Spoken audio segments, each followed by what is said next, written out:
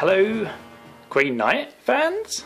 Yeah, so this video is just going to be a quick little preview of the Grey Knight Codex. As you can see, it's still in its little wrapping, and I've also got the data cards here for the Grey Knight. So the Codex just come out today.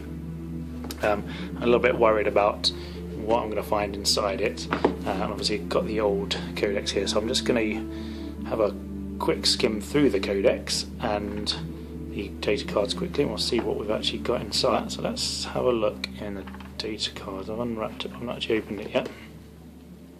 So I think the psychic powers are just going to be the normal sanctic. So these are just the sanctic psychic powers. It's nice to have those though. I really like these little box sets as well. I like the little box they come in. I think it's just a cool thing to have.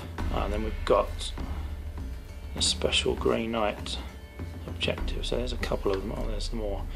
Destroy the demon. Yeah, that makes sense, I guess. Killing the demons. Deeds of Legends. Let's have a look at these ones.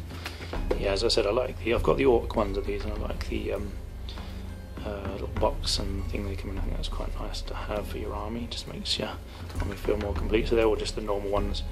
Rites of Exorcism. When this total objective is generated.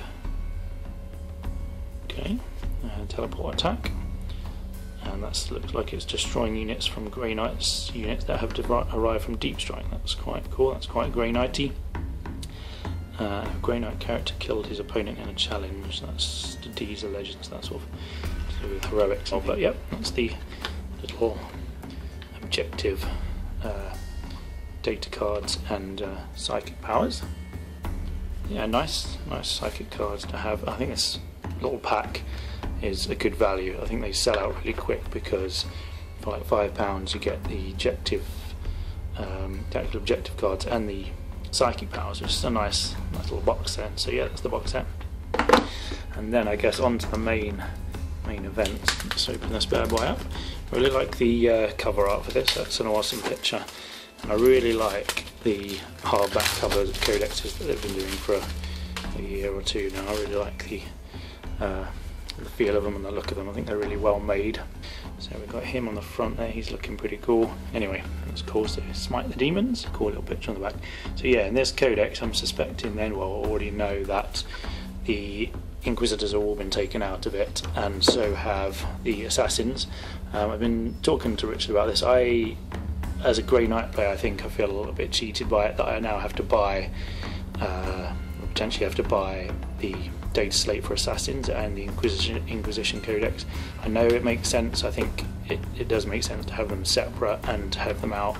I just think it's something else people have to pay for if they've got Grey Knights, but equally it does give access to Assassins, Inquisition to all the other Imperial players. So yeah, I know it makes sense, but I still don't like it. Got a cool picture here. We've got some Grey Knights. That looks like a Bloodthirster. Grey Knight, perhaps a Paladin. He's shining, glowing in the background. That's cool. Nice little picture of a dead Grey Knight. He's a skeletal Grey Knight. That's weird. Called the Warriors of Titan. So, with the Orc Codex that I got when it came out as well, I am getting used to the way the Codex is laid out now. And I actually think, when I was trying to find stuff in the old Grey Knight Codex where you have to sort of skim back and forward to get to the various different powers, and psychic powers are scattered all over the place, I do like the way they've laid out these new codexes. I wasn't sure to begin with. I think it feels like a lot of the art's been taken out, maybe some of the history as well. The fluff parts just seem like really tiny for the different squads now, but does make it a lot easier actually to put your units together. So let's have a quick look through them. So cool, that's the colour version of the picture and the inside the cover. And got your fluff. So I think in this codex there's going to be a lot more fluff about the origins of the chapter, the different types of squads in there. Looks like some different brotherhoods there, the different brotherhoods that are described. I think some of their activity in the galaxy that's been documented. Caldor Drago, I wonder what he's like now. He was a bit of a beast before. I never actually used him, but he was a bit of a beast, so I wonder what he's like now. Van Stern still in it, Garen Crow still in it, looks like. I wonder if they're the only characters now. I think the other characters, well, the Inquisition characters have been taken out, obviously. But I suspect some of the other Grey Knight ones that haven't had models have been taken out as well. Heraldry, that's a cool picture. Like that. And more fluff, I think more about their initiation rites and how they become Grey Knights is sort of documented here. I'm going to enjoy reading all that. There is your classic timeline. There's the Grey Knight cover, which I do like still. That's cool. I think I got into the Grey Knights really because of the original Demon Hunters Codex. I really liked the Demon Hunter part of the Inquisition and that whole sort of Ordo Malleus thing. So I got the Demon Hunters Codex. The Grey Knights were a small part of that, and it was all about really the Inquisition, the Inquisitors and their retinue. You'd buff the Inquisition up with their retinue, and then obviously this Grey Knight Codex came out, and the Inquisition was made a smaller part of it, and you had less options. Well, you had the same sort of options, but it was set up slightly differently. Grey Knights became more prominent, and obviously now with this Codex, the Grey Knights are the main feature, and the Inquisition's got their own Codex. So I really got into the Grey Knights through the Inquisition, so I still want to include Inquisitors and their war bands because I think that's pretty cool. And I really like the Grey Knight models. I never really had got into the Grey Knights because of the cheese value and because they were overpowered. Well, not overpowered, but they were quite a high ranking Codex. I never really got into them because of that. I tend to pick models generally because I like the look of them and then read about the rules later. So same with the Orcs and the Eldar as well. Actually, I just like some of the miniatures, and then I tend to go for that army because I like the miniatures. It was really the Grey Knight Terminators which I love the miniatures for. For this Codex, I suspect there's not going to be any new miniatures released because the Grey Knights have still got quite a lot of nicely designed miniatures, as you can see here. So nice double page spread there of the Grey Knights, the Storm Ravens, and the nice lighting in the background, the Dread Knights. There's a few Dread Knights there, and the Terminators. They just look awesome. It's like there's a librarian. He's nice. I do like the Terminators. Here we go. There's some more Grey Knight pictures. So that's quite a lot of fluff there, and then we're getting into the sort of the miniature section. And as I suspect, there's not going to be any new miniatures to really see for the Grey Knights. And here we go to the Wargear list. So I'd already heard that there's no more Cybolt ammo. That's been taken out. We've obviously got some relics to look at. Set up with Brother Captain. Oh, where's the Grand Master now then? Is he not a thing you can take? So we just go straight into Brother Captain Stern. Other champions still in there, Castle Crow, Librarian, Techmarine. And I'm reckoning probably how they've done with the other codexes so far. The Keldor Drago is going to be your Lord of War choice. Storm Raven gunship, awesome. I love the Storm Ravens Purgation Squad. I wonder what they're like. We're going to have a read through the rules in a second and come back to you. Keldor Drago, there we go, Lord of War. We'll have a look through him in a bit. It looks like here's a formation.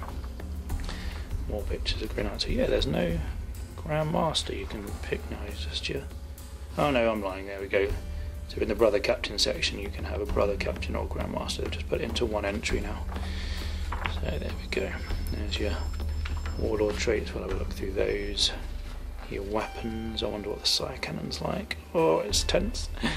It could be that the Grey Knights are screwed over. They may have been nerfed, but let's hope not. I don't think they deserve to be nerfed. I think they should have been kept how they were. The psychic powers, they're the same, it looks like, as the one in the Sanctic section of the rulebook. The relics, let's look through those. Some tactical objectives we've already had a look at. There's the reference. So yeah, there's the codex laid out as their new codexes are. Rules for the weapons and the references at the back, which I like, easily accessible. There's your data slates for all your units. And here we've got the coloured picture section, which is maybe smaller, I don't know, maybe it's not. All the codexes are the same page length, I think they're all as I say that, I think this one might be shorter than the normal codexes. I think they're all about 104 pages, I thought, but this one's 96.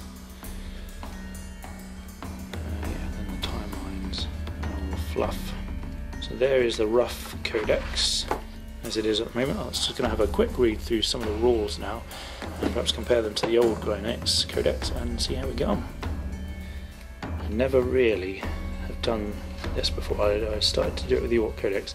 I usually love reading through the fluff first and then get to the crunch at the end, but I guess people want to know about the rules, and so do I really, so we're going to skip to the rules section. There's no orbital strike relay anymore.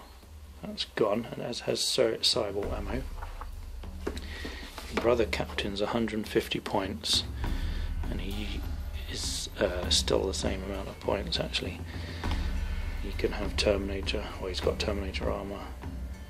Let's check what some of these new special rules are for the Grey Knights. So the Aegis gives them a re-roll result of 1 when they can deny the witch test. I think that was changed in the FAQ anyway. Purity of Spirit. Grey Knight Psychics can generate the psychic powers from the demonology discipline, only generating sanctic powers, and they cannot manifest malefic powers. And they only suffer powers of the war on 6 and more. Well, that was already in the rules code, the Warhammer 40k rule book, so that's not really any different. And the combat squads, I'm assuming, is just the same as before, where they can split up into 10-man squads, split up into 5-man. Yeah, so do they not have preferred enemy for demons? I would have thought they still do. Yeah, there we go, preferred enemy demons. An independent character. He has got access to divination, pyromancy, telekinesis, and telepathy. Relics of Titan. There you go, Aegis. So let's have a look at what Castling Crow can do now. Let's have a look at the Perfect Warrior. It looks like he can have 2 different stances now. So he can't do this just all the time now. This is just whenever he's in a challenge. He can do either the Sword Strike or Blade Shield. Sword Strike he gains the Smash special rule, which is interesting. And Blade Shield he again re-rolls all failed saving throws. That's very similar to the old one, but he doesn't get to hit everyone as he used to do.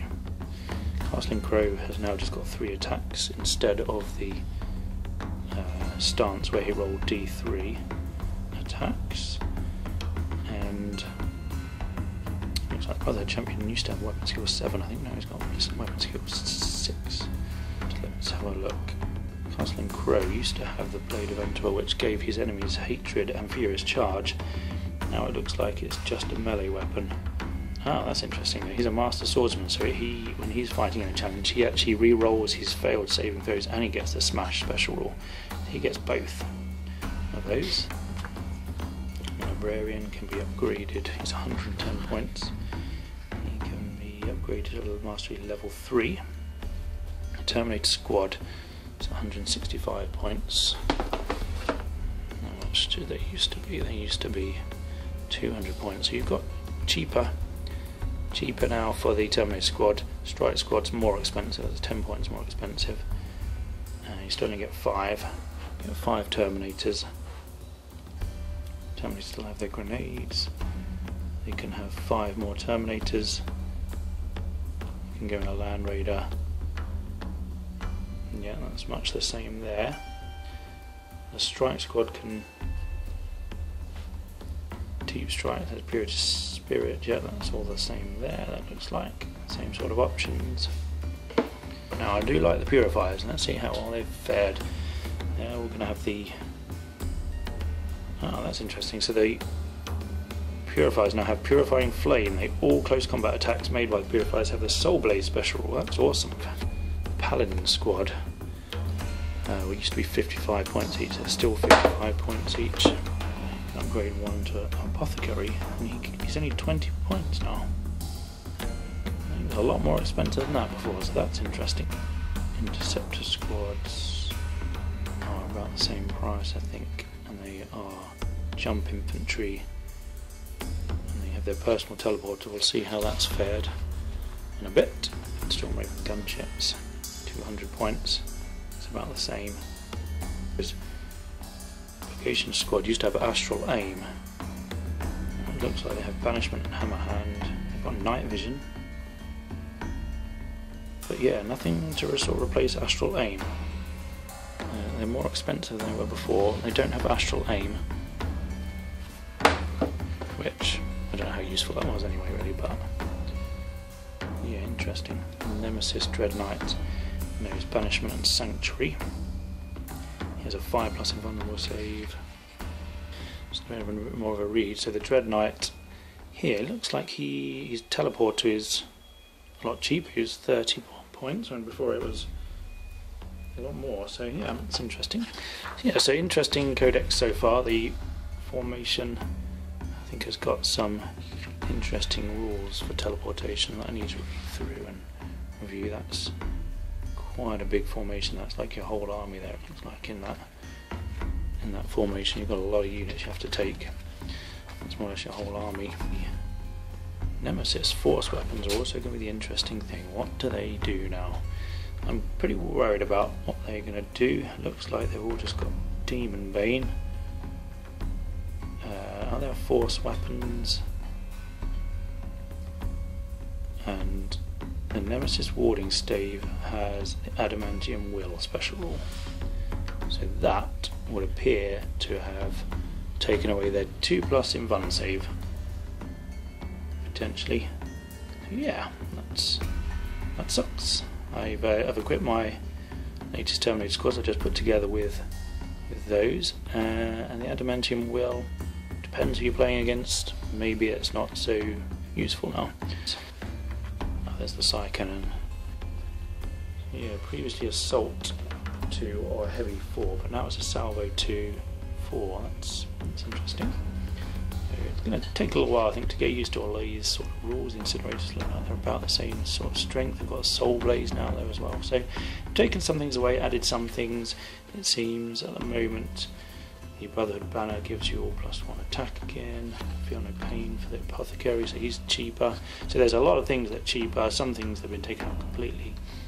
So maybe you're all going to get more Grey Knights for your points now. You're obviously not going to get an Inquisitor out of this codex or an Assassin. You're going to get more your actual Grey Knights potentially. I think you could end up getting maybe 1 or 2 more squads more from the look of some of the points differences. A lot of things have changed, and maybe some of my setup I've currently got for my squads I've just built fairly recently are not something I'd actually take now, but never mind. You've got your armour there. Relics of Titan. It'd be worth reading through some of these to see. It's always good to have some relics. I'm sure some of those will be useful. Yeah, just normal psychic powers. Tactical objectives. There's the Strike Force detachment. It's got that Rites of Teleportation again. That's something to do with the reserve rolls from the start of your turn to. Yeah, you can do it from turn 1, I think. Your units can arrive from deep strike on turn 1 on the 3+. That's really good. That'd be really useful. So there's, I think at the moment, my overall impression is Codex, and as I said, it's just a quick review really of the Codex. I'll need to play with it a little bit more and read it more in depth to find out. They've taken a lot out of the Codex. It feels like really this Codex. They've taken away the Inquisition, taken away the Assassins, and they've left the Grey Knights that have remained in there. Not added any new models for the Grey Knights, they're not any more units, it's just the same old units.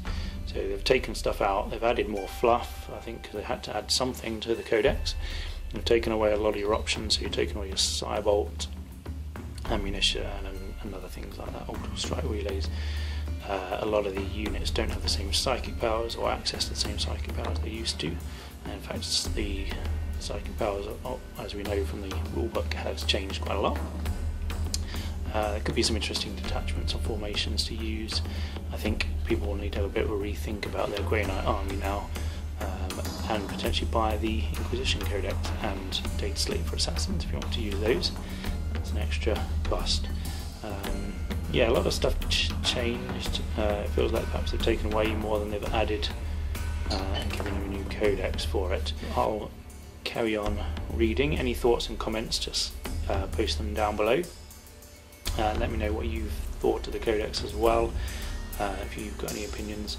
So it's just a quick sort of review, quick first impression really. I've not gone into all the rules and all the details yet because I need some time to absorb that. Literally just open it now. So yeah, we'll have a look through together and see what we can make. Just reading the codex a little bit whilst Richard actually was editing the rest of the video. I just had a bit chance to read through it a little bit more. A few more points I just wanted to point out. Actually, as I've already said, a lot of the units are slightly cheaper. A lot of them seem to be 5 points cheaper. Some of them are a bit more expensive, and they have changed some of the weapons costs as well. So some of the weapons are a bit more expensive now for some units. I'm quite excited about the librarian. He's a bit cheaper. I think he'll be a bit cheaper to use. As I suspected, and we've already said before, me and Richard, that Mordrak and Thorn are gone because they don't have models for them, so they're not in the codex anymore. I do love the Terminators, so they're cheaper, so that will be better in general, I think, overall. The Strike Squad, though, the Grey Knight Strike Squad, is more expensive, and I can't see why. It's not changed at all. I think the weapons might be more expensive for them now as well. They've got no additional rules, they're the same. I don't know if anyone really used them before. I certainly didn't like them. I don't rate them as a squad, but they're more expensive now, so if you want them, pay more points for them apparently. I do love the Purifiers, and the Purifiers haven't really been nerfed too much. They're 1 point more expensive per model, and their weapons are a bit more expensive now. In fact, I think the squad costs a bit more, but they do get that Soul Blaze special for assault close combat wounds. And also, I think quite a major thing for them, I've just realised they're actually Psycho Mastery level 2 for the squad, which is pretty big. I think that's pretty awesome. So they can be activating the Force weapons, or doing Cleansing Flame, or Hammer Hand, or Banishment. You can do 2 of those. I think that's a pretty big thing for the Purifiers, so that's nice, I like that. I think possibly the Paladins will be cheaper now because the Apothecary is a bit cheaper, so the squad, and because you're not taking Cybolt ammo, I guess you're saving points on all your squads with no Cybolt. So yeah, the pure Paladins might be cheaper. I'd probably use them a bit more. Storm Raven doesn't have Deep Strike anymore. I think that was perhaps a well-known thing anyway, but yeah, he doesn't have Deep Strike. I think he's 5 points cheaper, like a lot of the Land Raiders are all 5 points cheaper as well. The Dread Knight's personal teleporter, as I'd already said, is cheaper as well. That might make him a lot more usable, a lot more dangerous, but other than that he hasn't changed too much. His weapons might be the same, I think. Drago, interestingly, has got 1 less weapon skill, ballistic skill, strength and toughness. He is cheaper, I think he's 30 points cheaper. So I don't know, perhaps the weapon skill and ballistic skill doesn't make too much difference. The strength and toughness doesn't, maybe.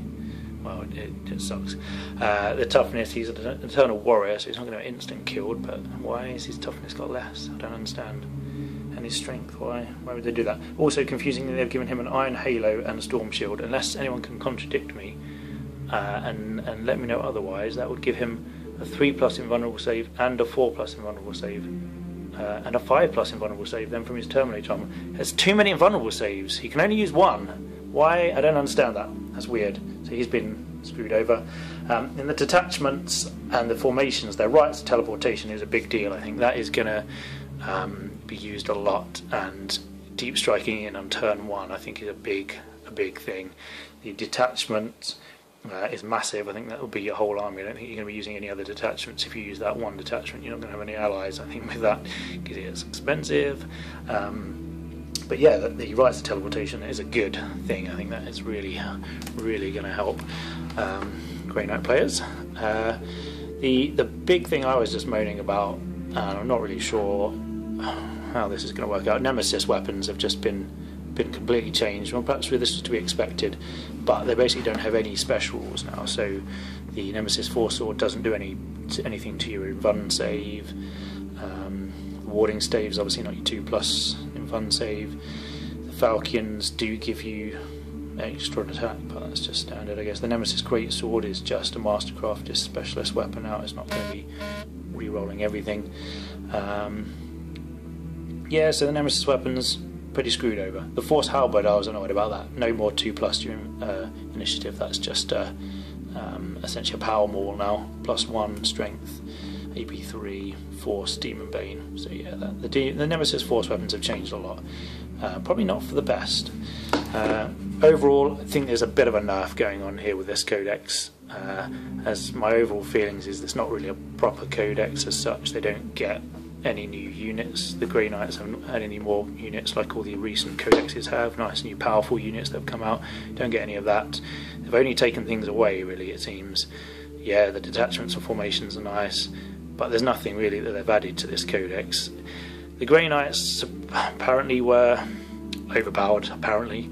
As a Grey Knight player I loved them, obviously, but it feels like they've taken a lot away from the Grey Knights, maybe to bring them more in line with other codexes, but you've bought a new codex and had most of it taken out from the previous edition.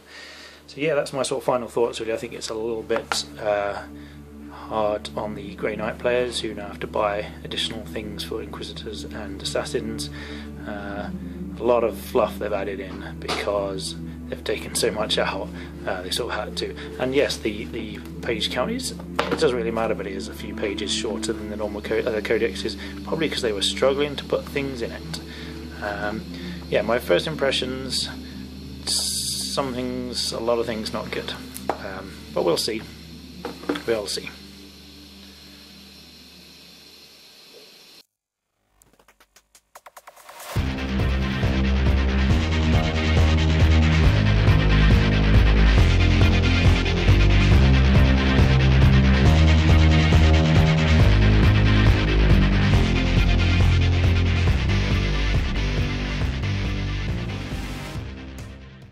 I'm not mad.